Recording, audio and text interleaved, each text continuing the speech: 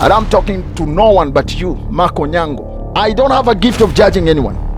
But you praying for storm to hit Ezekiel, that was wrong. That is wrong. And please take this message to God, because you are a prophet. You know how to get him.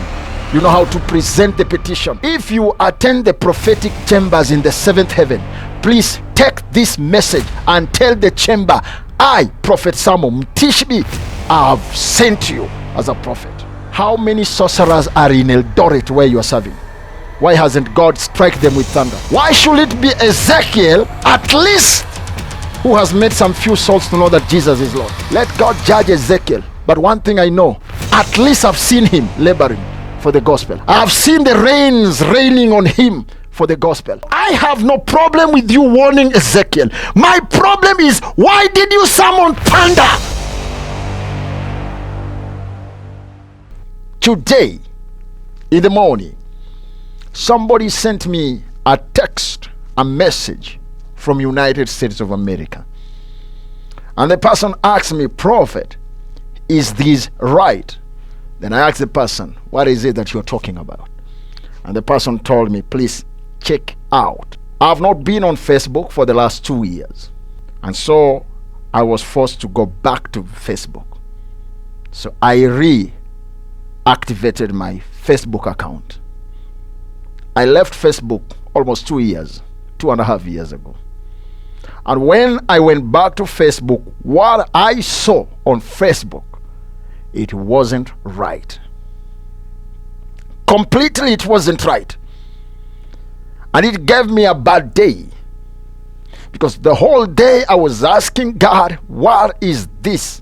And God did not speak to me, but he increased the pain in me. And it gave me a bad day. A very bad day. What I saw has nothing to do with me, but it has something to do with the kingdom of God. And I want to say this straight to the point. If truly we are prophets, then we must be disciplined, because our God is disciplined. He says he's not a God of confusion. He's a God of order. There is no order when there is no discipline. My brother, and I call you my brother because you are not my enemy, unless you want to be. But at now, you are my brother. And I want to say, I am speaking with you out of the love of Jesus. And I want to confess I love you. And I'm talking to no one but you, MakOnyango. With all humility, I will call you a servant of God. But I will tell you here, you went overboard. What I saw on Facebook, if truly you did it in church, then you have gone overboard. It's out of prophetic norms. It's out. And probably it cautions me to start thinking about your mentorship. Yes, you may be a prophet, and I'm not doubting that, because I don't have a gift of testing who is true and who is false. God never gave me that gift, and so I will not judge you.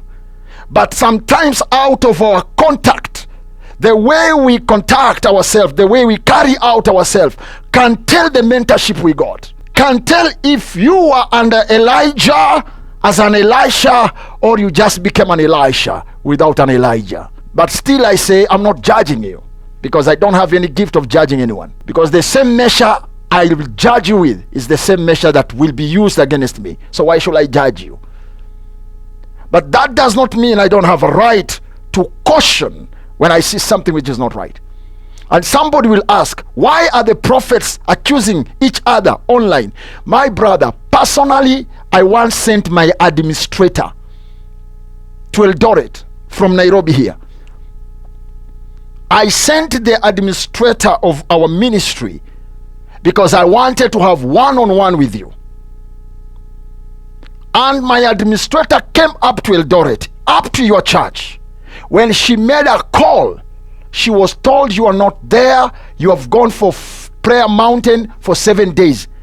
And then when she called me and she told me, Prophet, I've reached Eldoret and I've been told the servant of God is not there. He has gone for prayer mountain 7 days. I searched in the spirit realm. If you are truly on the mountain, you are not on the mountain. I told her, stay, you will see him coming lunchtime. Actually, lunchtime you came for a service. Then I told her, come back to Nairobi, because those people have lied to you. And in short, she was denied an access to meet you. And I'm not blaming you for that. And probably this should be a wake-up call. so that you go back and check into your system. Check if all the people working under you, they understand who you are and what God has called you for. And the following day, I saw you online. The following day, I saw you online. The day that followed, you were online. And so the prophet who had gone to the mountain and the one who was ministering online, I don't know if you are two in one, but I know you are one. My administrator asked if she can be assisted with a number that can reach you directly. She was told that all the problems she has to tell them first for them to decide. How about if it was a divine message? Who are they to be told? Because even the administrator I sent, I didn't tell her why I sent her. I told her, go to Eldoret. Find the man of God. I would like to have a word with him. It backfired, never worked. I will never allow people who work with me to hear stories of other people. God sent me, God sent them to support me. Full stop. They will do what they are supposed to do, and I will do what I've been assigned to do. But let's put that one aside. So I don't want anyone to say, why is he also attacking? Or why is he talking online? I am not attacking, because there is no alternative of reaching you. If there was, then this would have not been the way. Brother, I don't have a gift of judging anyone. But you praying for storm to hit Ezekiel, that was wrong. That is wrong. And as a prophet, I reverse that prayer over him. It shall not take place. Remember, Ezekiel is a husband to somebody. Ezekiel is a father to some people. Ezekiel is a son of a woman somewhere. Ezekiel is a son to a man somewhere. And he might be an uncle to somebody somewhere. We were not sent to destroy, but to save. If God showed you something against Ezekiel, then that was not the right way to handle it. Look at this. I want to ask you, and please take this message to God, because you are a prophet. You know how to get him. You know how to present the petition. If you attend the prophetic chambers in the seventh heaven, please take this message and tell the chamber, I, Prophet Samo, Mtishiby, I have sent you as a prophet. How many sorcerers are in Eldoret where you are serving? Why hasn't God struck them with thunder? How many brothels are in Eldoret where you serve? Why hasn't God destroyed those places with thunder? How many thieves, robbers, even some are in the government, making women, widows and children to sleep hungry because they are corrupt and taking away everything from everyone. Why hasn't God struck them? Why should it be Ezekiel, at least, who has made some few souls to know that Jesus is Lord? Paul says, whether in good or bad, Jesus will be preached. Let God judge Ezekiel. But one thing I know, at least I've seen him laboring for the gospel. I've seen the rains raining on him for the gospel. At least I've met some few people whom I've heard confessing that they didn't know Jesus until they interacted with Ezekiel. And I'm not here to defend Ezekiel. That's not my business.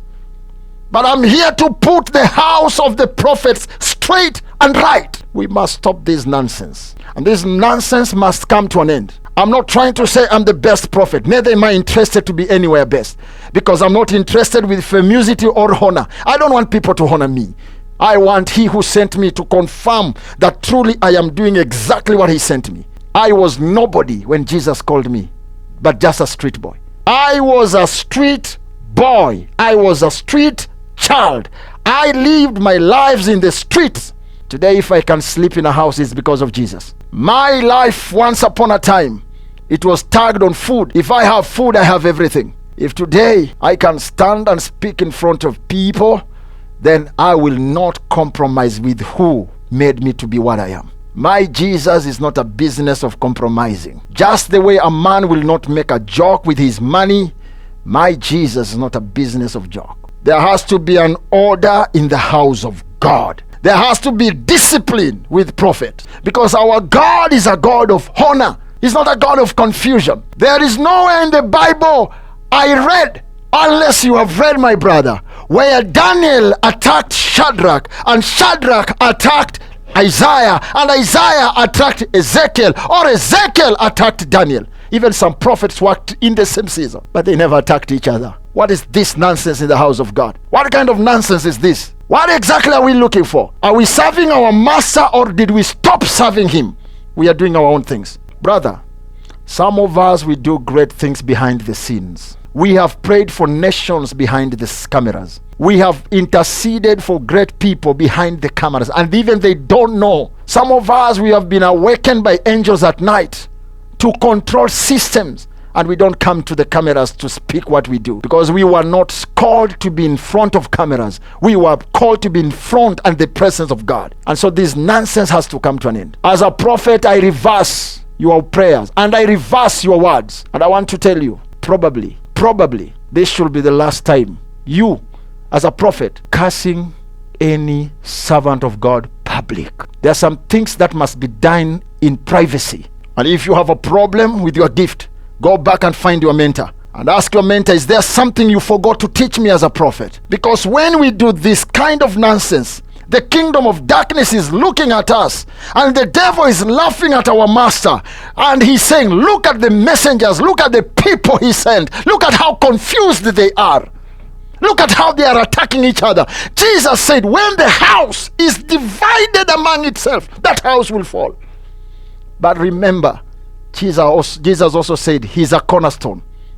Whoever he falls or he fails on, he crashes into pieces. We cannot be divided in the kingdom of God and then Jesus spare us. He must come with a whip. Even Paul reached a point when he asked people, choose the way you want me to come to you.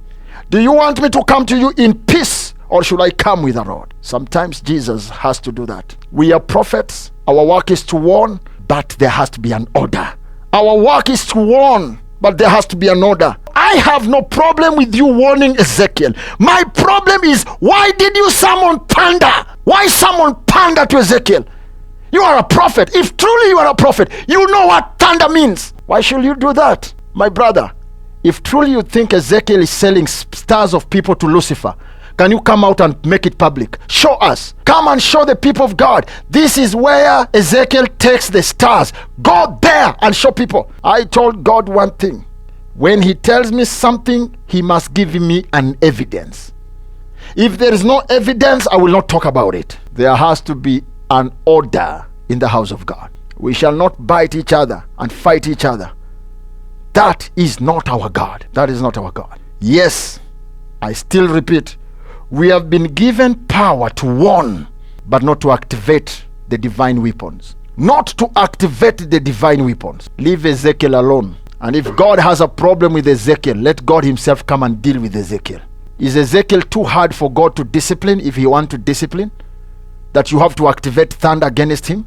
Even Jesus told Peter, return your sword, because the time has not yet. I wanted to put that right. And as a prophet of God, may you leave Ezekiel with your family. May you live to take care of your children and your wife. May you live so that your children may bring grandchildren to you and you bless them. There are people in this country who are members of cultism, cults.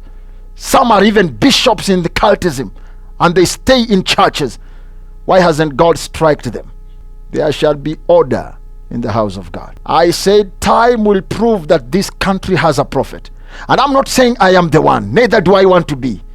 But there shall be order in the house of God. May God help you as you rethink your statements.